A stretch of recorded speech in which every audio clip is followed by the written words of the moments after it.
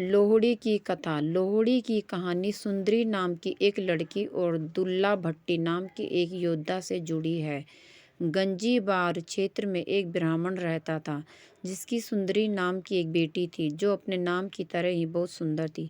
वह इतनी सुंदर थी कि उसके रूप, यौवन और रूप की चर्चा पूरे शहर में होती थी। धीरे धीरे उसकी सुंदरता की खबर गंजीबार के राजा को मिली। उसकी सुंदरता को सुनकर राजा उस पर मोहित हो गया और उससे विवाह करने का मन बना लिया। गंजीबार के राजा ने सुंदरी के पिता को अपनी बेटी को उनके पास भेजने के लिए संदेश भेजा, जिसके बदले में उन्हें अपार धन दिया जाएगा। राजा का संदेश सुनकर ब्राह्मण डर गया। वह अपनी बेटी को राजा के पास नहीं भेजना चाहता था और इसलिए उसने उसी गांव के एक योद्धा दुल्ला भट्टी की मदद ली और उन्हें पूरी बात विस्तार से बताई। दुल्ला भट्टी ने उसकी दुर्दशा सुनकर ब्राह्मण को सांत्वना दी और रात में वह खुद एक उपयुक्त ब्राह्मण लड़के की खोज में निकल पड़ा। दुल्ला भट्टी ने उसी रात एक उपयुक्त ब्राह्मण लड़के की तलाश की।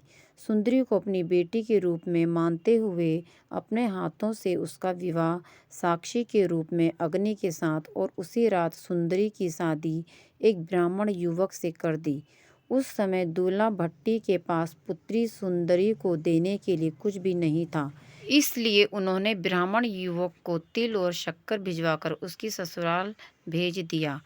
बात यह जब गंजीबार के राजा को पता चली तो वह बहुत क्रोधित हुआ और उसने दूल्हा भट्टी को नष्ट करने का आदेश दे दिया। राजा की आज्ञा मिलते ही दूल्हा भट्टी को नष्ट करने के लिए सेना आ पहुंची, लेकिन दूल्हा भट्टी और उसके साथियों ने राजा की सेना को पूरी ताकत से हरा दिया।